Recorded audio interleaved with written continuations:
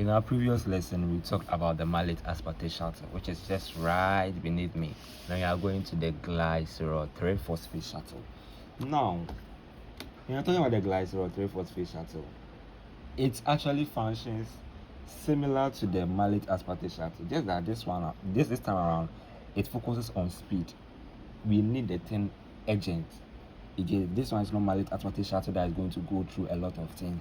And remember, anything in biochemistry, usually with respect to the intermediary metabolism, things that actually occurs fast, in terms of their energy, they are less, but things that occur very slow, they produce a lot of energy. So if you actually understand what I'm saying very well, I'm trying to say that this one, the glycerol 3-phosphate shuttle, ends up producing mitochondrial FADH2. And mitochondrial FADH2 do not produce a lot of energy as compared to the malate aspartate shuttle that produces the mitochondrial NADH2.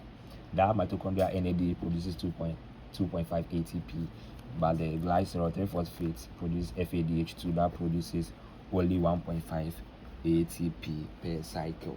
So let's try and move in.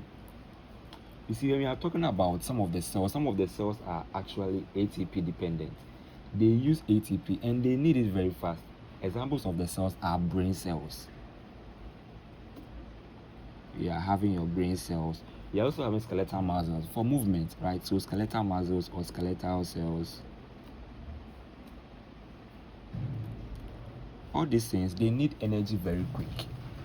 So we can't go through a step that releases energy even efficiently but slow. No. Then this means that if you want to move your hand, let's try and move our mind back to this. If you want to move your hand, then this means if you want to move your hand very quickly, if you're having only glycerol 3-phosphate, in that literal sense, you're going to take like about 5 seconds before you can remove your hand. Of which, if your hand is burning, by that time it will have burnt. So let's say that's when you're actually going for the glycerol 3-phosphate. You can use that one, you can use that analogy, and it will help you better.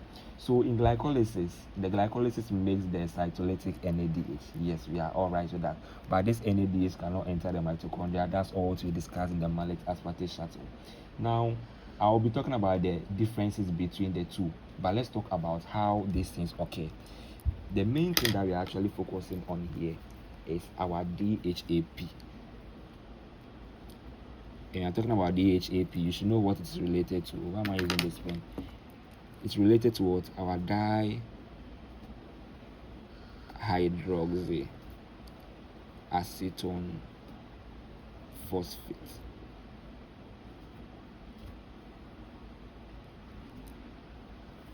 That's our DHP. You get it? So now our DHP is the one that's actually going to act as an electron carrier. You get it? So now we are having NADH in the system. Our NADH is supposed to be transported into the mitochondria. All these things is between mitochondria and the cytosol. Now this thing is supposed to be transported into the mitochondria. There are a lot of NADH. Remember, NADH coming from what? Glycolysis.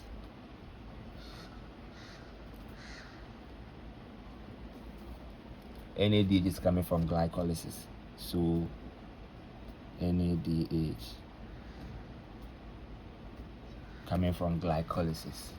Now the next that you are supposed to do is that we are supposed to have an electron carrier. So unlike how in malate aspartate shuttle we had our oxaloacetate taking the electrons to become malate, now you are going to have our DHAP.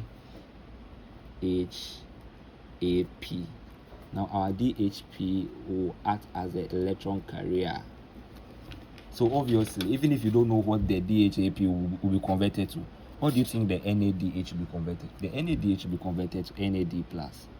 It's a fat. That's like a redox reaction. So the reduced form of the dihydroxyacetone phosphate is glycerol 3-phosphate. See how interesting what you are doing. It's very interesting because now we know that the NADH cannot enter the mitochondria straight. No. So this guy has to release its electrons and stays back in the electron transport chain again. Stays back in the cytosol. Now this cytosol, our cytosolic NAD+, where do you think it will go? It will be regenerated to glycolysis again. So everything that we are doing here is interconnected. All what we are doing is very, very, very important. So now let's try and look at what happens next. Now we have transport. Now there's a transporter, right? Obviously, we are going to have a transporter that comes or that moves the glycerol 3-phosphate straight into the mitochondria. So at the inner mitochondrial membrane, you are going to have your glycerol 3-phosphate being diffused to the outer surface of the inner mitochondrial membrane where different enzymes sit. So we are going to have a lot of enzymes. There's an enzyme in the mitochondria called the mitochondria. So let me just write it down here. I have your mitochondria. Is it mitochondria? Okay, so mitochondria or inner mitochondrial glycerol. So this glycerol 3-phosphate dehydrogenase. So let me just write as G3P dehydrogenase.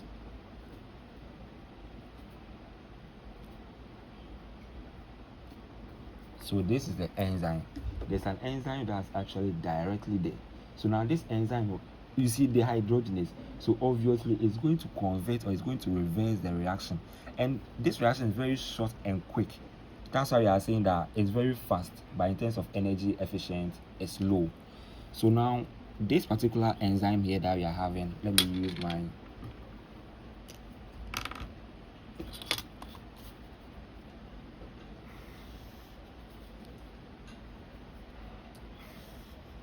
This enzyme that you are having here is going to convert it back. So now your mitochondria glycerol 3-phosphate dehydrogenase is going to convert, or is going to, so it's actually going to reverse the reaction, right? Where we are going to have our glycerol 3-phosphate.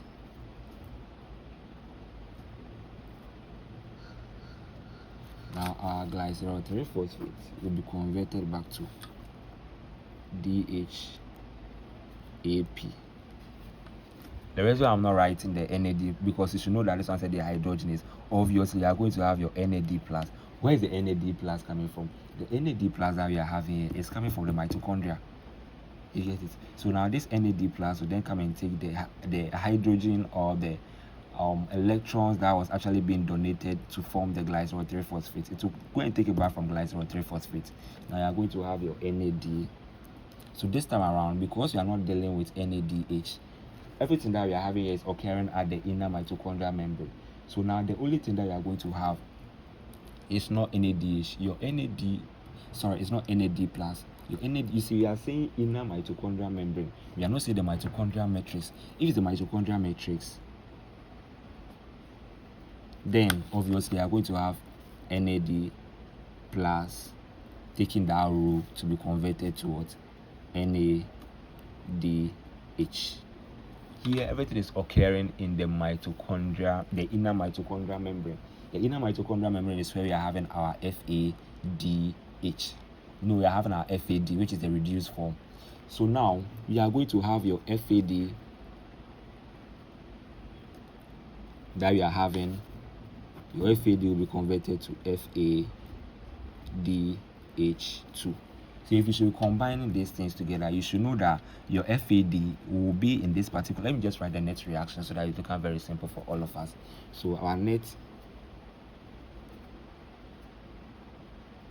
reaction here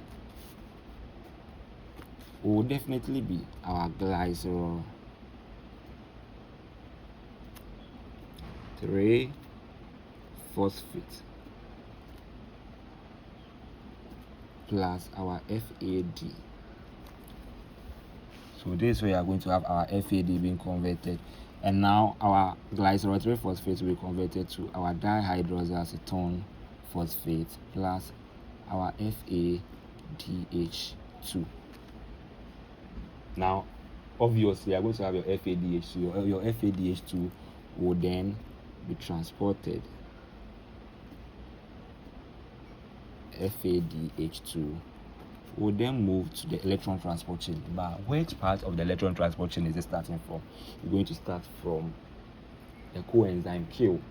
So now you're going to have your FADH2. Your FADH2, that's how you're going to transfer electrons, because this is the reduced form. It contains electrons. So now it's going to move the electrons to the coenzyme Q. Let me just write in the short form, coenzyme Q. So this coenzyme Q is actually after complex 1. You get it? If you are having complex 1 this way, you are having coenzyme Q here.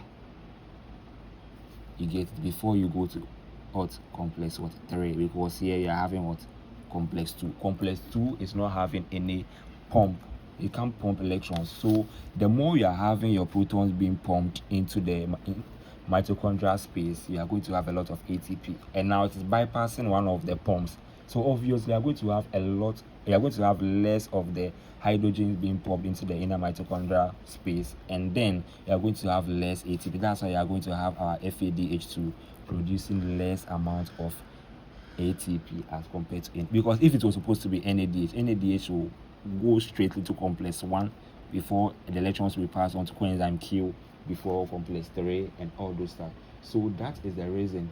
So obviously the whole of the glycerol 3-phosphate also is to convert your cytosolic NADH towards mitochondrial FADH. We are having NADH here, but it will be converted towards FADH2. Why? Even though they are all reducing equivalent, the reason why we are having FADH2 here is because everything is occurring in the inner mitochondrial membrane. In the inner mitochondrial membrane, that's why you have now FADH2. So if the reducing equivalents available is FADH2, it's going to take the electrons to be converted to FADH2. Our reducing equivalents here.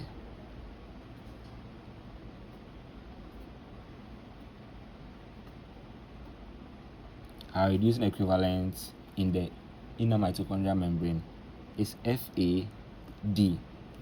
Then this will be the only available reducing equivalence that will be there to take the electrons to be converted to our FADH2. There is no NADH2 there to take the electrons. So FAD is available. It takes the electrons to be transformed to the reduced FAD, which is the FADH2. Now this FADH2 moves to complex 2 through the coenzyme Q, transfers its electrons, and now it moves like that. Then our energy is being generated by the amount of energy that is being produced. So you can see that this one is very short. If you should be comparing your mallet aspartate shuttle, you are going to go through all this process. Antiporter will move something inside, move something outside, and all this. Even here you are having two antiporter here, but here the only thing that looks like an antiporter, which is an enzyme, is the mitochondrial glycerol 3-phosphate dehydrogenase. It's not actually going to move something inside. Our dihydroacetone phosphate that has been converted to glycerol 3-phosphate will be converted back to our dihydroacetone when our FAD takes the electrons to become FADH2. So this is the whole. So you can see that mallet aspartate shuttle is very complex but produces a lot of energy. Glycerol 3-phosphate is very simple and fast but produces less amount of energy, because if you are to be having about 60 cycles for the mallet aspartate shuttle, you are going to produce 60 times 2.5 ATP. But if you are having glycerol 3-phosphate shuttle going 60 times, you are going to have what? 60 times 1.5, which will be lesser amount of ATP as compared to the mallet aspartate shuttle. So this is the difference between the two. And now the next thing that you're actually going to move on to will definitely be Cori cycle. So watch out for my next video on Cori cycle as well.